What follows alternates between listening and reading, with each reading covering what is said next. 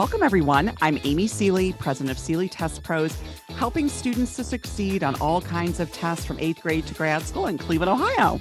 And I'm Mike Bergen, president of Chariot Learning, helping students with tests, school, and life, based out of Rochester, New York. Between the two of us today, we have over 50 years of experience at the highest levels of the test preparation and supplemental education industries. We both love to talk and learn about the latest issues in education, testing, and college admissions. So let's get down to tests and the rest. The fascinating topic we want to explore today is executive function in teens. But first, let's meet our special guest, Jothsna Kethar. Jothsna Kethar spent over 20 years in the private sector of Fortune 500 companies before turning to her true passion, coaching children to reach their maximum potential. As a Tony Robbins certified life coach and an executive functioning coach, she understands the core psychology of teens and coaches them to discover their strengths. Her unique and effective coaching techniques have helped many teens with study skills, time management, organization, effective communication, and academics. She coaches ADHD children and guides them to thrive and succeed. She specializes in coaching teens for high school and college success. Welcome. Thank you. Thank you. Thanks for having me here. Hello, everyone. I go by Coach Joe. My students like to call me Coach Joe. And my passion is to help teens reach their maximum potential. So that's awesome, Joe. I wanted to say that we're really happy to have you on. And before we dive into a topic that everybody's really fascinated with, executive function in teens, can you tell us a bit about kind of your history, how you got into working with teens and became an educational consultant and coach? Yeah, absolutely. I mean, I've been 20 years in the corporate world in different fields, but it wasn't very fulfilling. I found out what my true purpose was to transform teams, like guide them to success. So during the course of that journey, I was told by a professor that, hey, you cannot work with teens without mastering executive functioning. So I really had to learn what it was. I am training under Peg Dawson. She's my mentor. She's a leading psychologist who's an expert in executive functioning. So that's where I craft my coaching from. And I work with teens one-on-one and in group. I try to understand what their strengths and weaknesses are and leverage their strength and work on their weakness for success in school and beyond. Build their personality as well. What was the Tony Robbins life coach certification process like? Okay, that was pretty intense. I mean, I cried quite a bit. It's very emotional. Yeah, it was the Core 100 program offered by Tony Robbins and Madonna's training. It's called an RMT program where you finish 100 hours of life coaching. Yes, that was a good experience. Yeah, and do you find that you apply what you learned to your work with students today? Absolutely. So what I learned from Tony Robbins was the growth and the success mindset and how you really communicate your thoughts and how you leverage, like overcome your limiting beliefs. So I incorporate all those philosophies. Like a lot of children have some type of a negative self-talk or they can sabotage themselves. So there's a lot of neurolingual programming and everything that I learned from the Tony Robbins, which I'm able to apply. That combined with the executive functioning skills has been very good. I see a lot of success in my students. Here, I use the Tony Robbins methodology to build their personality. Then to work on their study skills and academics, I use the executive functioning tools and skills. And I use a lot of Tony Robbins method of communication as well. So in my books, the secret to success in school and beyond is mastering social skills, communication, and executive functioning. Once you master these three skills, your academics will automatically go up. A lot of times, like parents feel like if their children are struggling with a specific subject or something, they feel like I need to hire a tutor and my problem will be solved. But the thing is, the underlying foundational skill is the executive functioning. For instance, you may hire a math tutor who may be very good in delivering, but what if your child doesn't turn in the homework? right, is not questioning themselves, like using the metacognition skill, like, hey, did I get it right? I solved this problem. I'm going to hand in this test. Like, did I check that? So that's metacognition. Then there's working memory. Oh, can I recall? Am I able to recall the concepts that were taught? So you see, it's like interwoven, executive functioning. And to introduce that, when I speak about executive functioning skills, people think, oh, you're talking about the corporate world, the business executives, the CEO, they need executive functioning. But then there is some overlap to that. Yes, you need those skills for time management and running a corporation, but actually executive functioning are the brain functions in the prefrontal cortex of the brain. They are the skills that control everything that we do. Plan. So Yes. when you So there's there's sort of science behind what these skills are. Can you share or break down for us, like what are specifically executive functioning skills? Is Sure. there a list of them? Absolutely. So executive functioning skills are in the prefrontal cortex. They are like the conductor of the brain. Okay, there are 11 skills. It's broken down into 11 skills. So executive, like ADHD children, they lack a little bit of executive functioning skill. ADHD is also EFDD, which is executive functioning deficiency. So it's not like I will go over all the 11 skills. It's not like children lack all of them, but they're just deficient in a few of them that brings them down. So the executive functioning skills are planning, time management, organization, task initiation, goal directed persistence. This is like so important. You have to be driven, right? You can't have somebody like telling you constantly to do things. Then there is sustained attention or focus. Okay, there's flexibility. Flexibility is the ability to change. Like, for example, with coronavirus, poof, your structured learning is gone. Now you've got to be flexible enough to adapt to the new learning of it. That's flexibility. Then there's metacognition. It's like questioning yourself. Did I get this right? How did I do in the test? How can I do better? So this is the kind of constant questioning that a child has to do. That's metacognition. There's working memory, which is like basically recalling. It's not the long-term memory, it's the short-term memory. You learned multiplication yesterday, so you need to recall those concepts to apply it today. So these are the overarching main executive functioning. Then there is emotional control. There is like able to response and inhibition, right? Like you need to know how to control your emotions and not blurt out, right? Like recognize other people's feelings and everything. So there was an instance where two teens were like sort of arguing in school, and one said, hey, you don't have money. The other teen said, at least my parents are not divorced. You see how inappropriate that is? So there's a lot of emotional control and response inhibition skills that are needed. So it's a combination of cognitive behavioral skills, these 11 skills that are absolutely needed. You get it? So these are the things, like, for example, like sustained attention. Homework or studying is going to get significantly harder. But how is the teen going to sit and complete the task? That is focus, right? Yeah, it makes sense because you were alluding to how people think that executive function skills belong just in the corporate environment, but really, you're talking about productivity skills, but you're talking about so much more. I always thought of some of them, but you've built out a much richer and complex suite of skills, and all of them are important in school. Absolutely.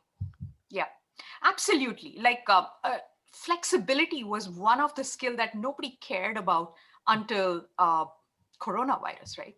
Why does a child have to be flexible? Goes to school, studies there, there is a structured regiment, go to school, there is a period, the homework is done.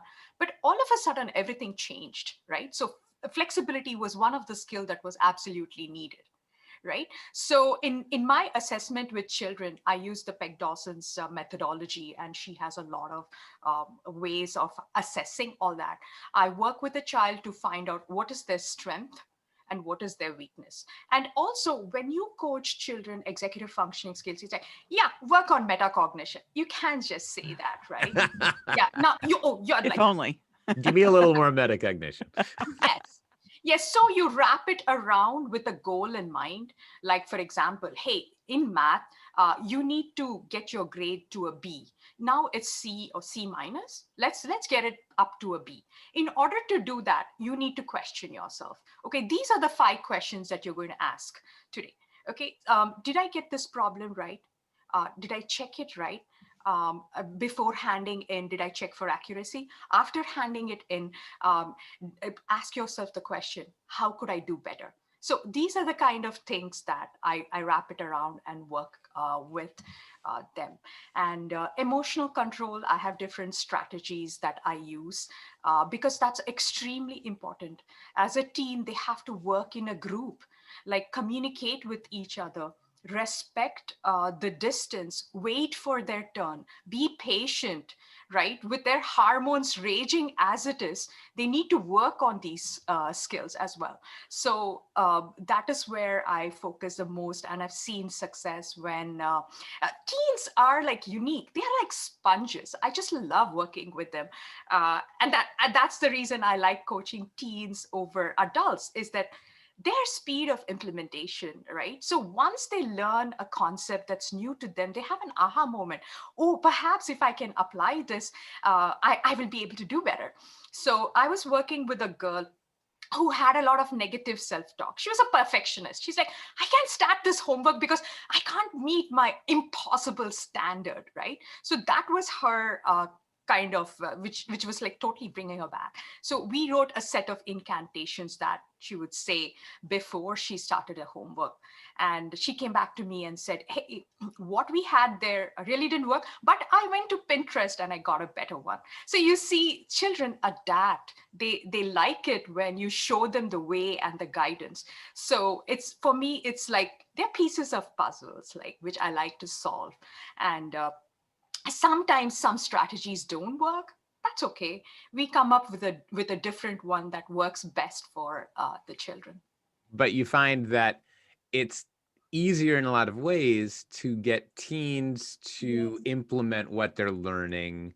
Adults can sometimes be buried under so many layers of self-talk and habit and all of that. It's easier to uncover and implement executive function training. Exactly. That's great. Absolutely. Yeah. And children, they're still raw, they're still fresh, they are a fertile ground, right? They haven't, all this limiting beliefs, the negativity has not seeped into them. So they're still fresh.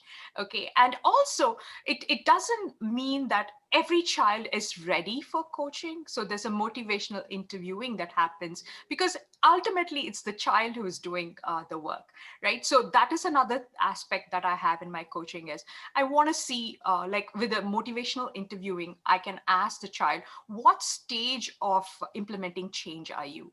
Right. So they'll come and tell, and they will tell you, it's the way of asking them questions is inquisitive investigation. Right. So they will come out with whatever is in their mind and they will tell you. So that is what I find very fascinating working with teens. Do you find that many students want to change? I mean, they recognize the benefit to kind of getting these skills, but at the same time, the commitment to achieving them, the idea of, right, it's one thing to recognize I need help or a guidance. It's another to say, I'm willing to do the work, right, to kind of become this better, student.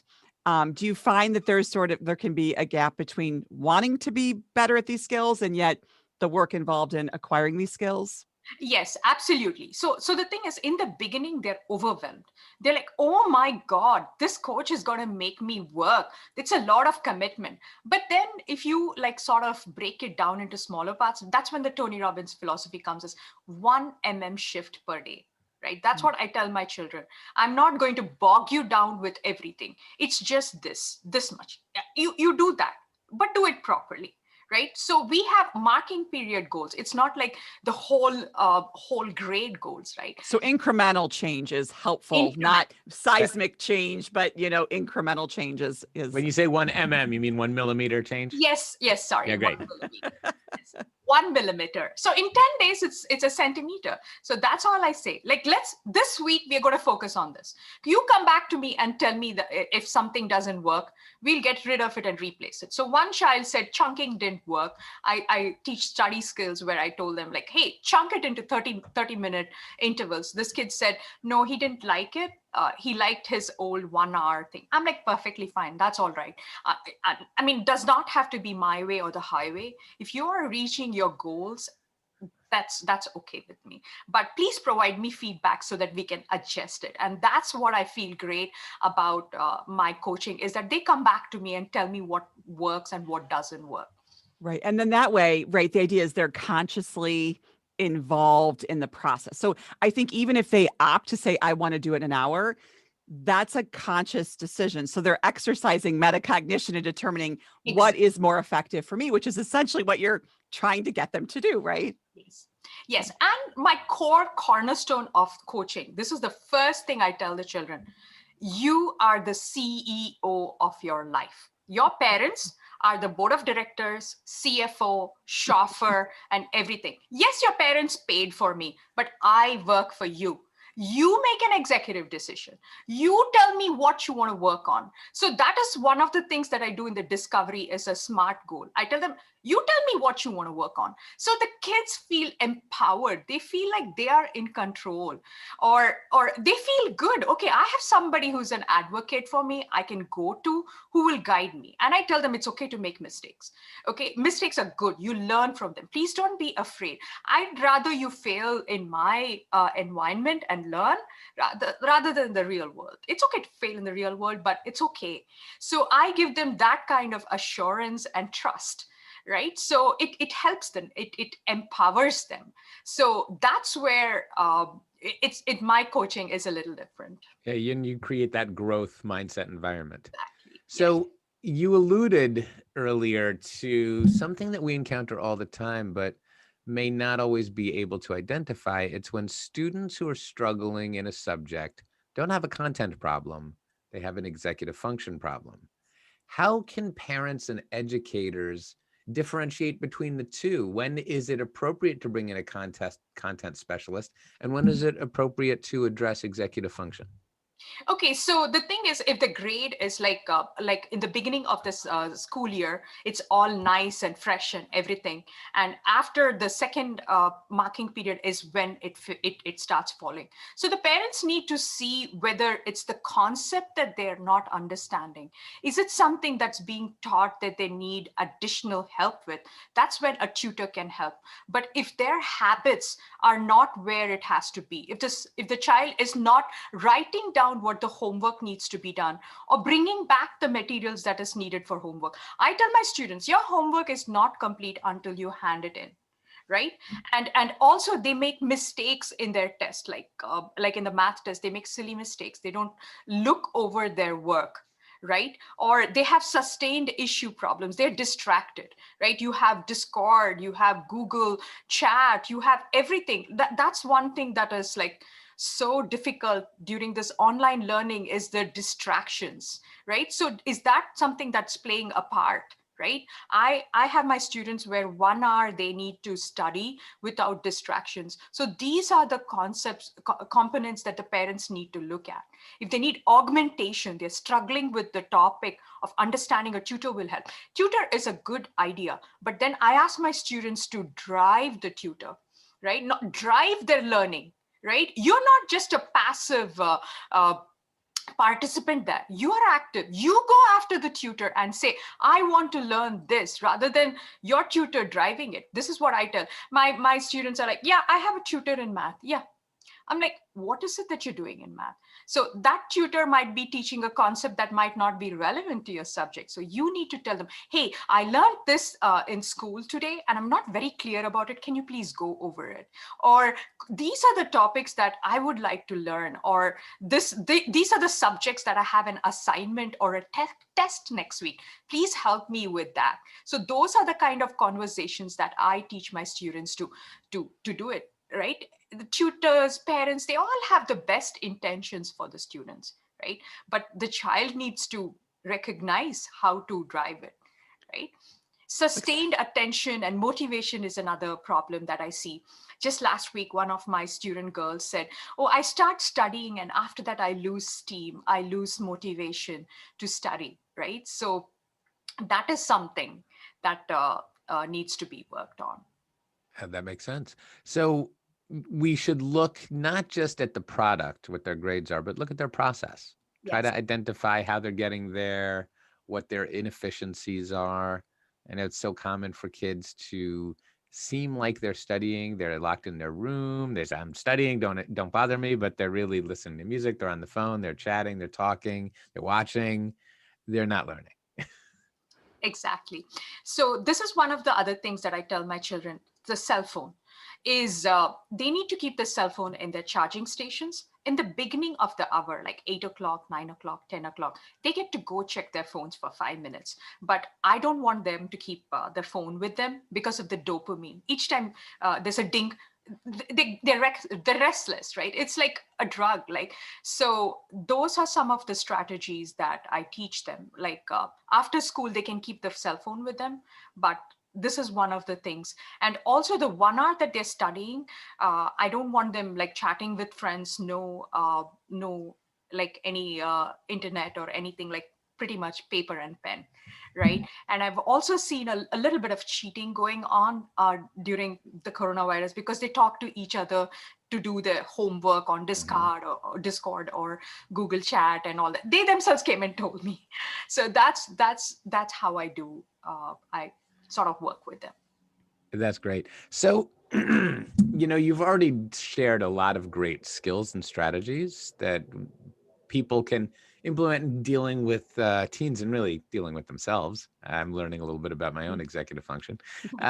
What's one more, Joe? If you can share one more insight for parents, educators, coaches, people that work with teens to cultivate a little more executive function wellness. Yeah.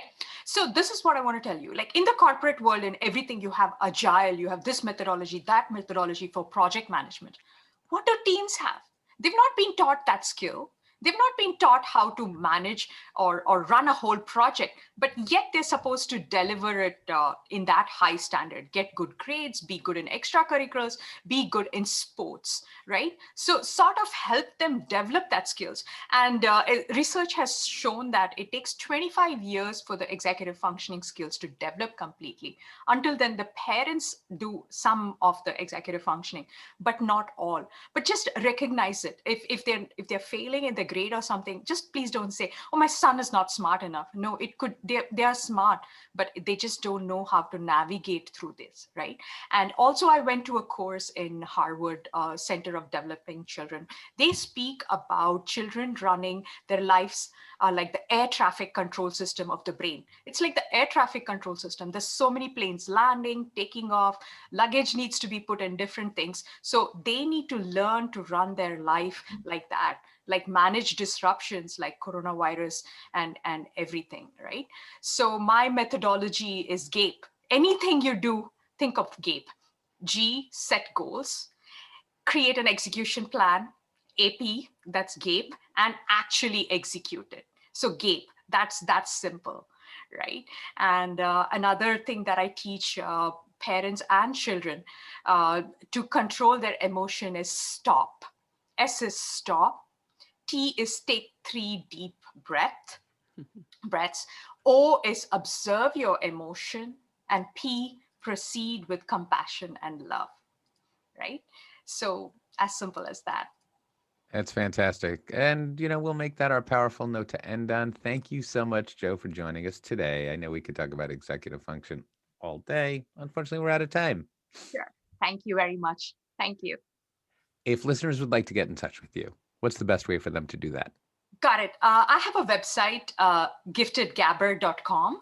I also have a Facebook group, Pioneer Parents. Awesome. We hope you enjoyed this discussion as much as we did. Be sure to join us for another fascinating topic and guest on the next Tests and the Rest.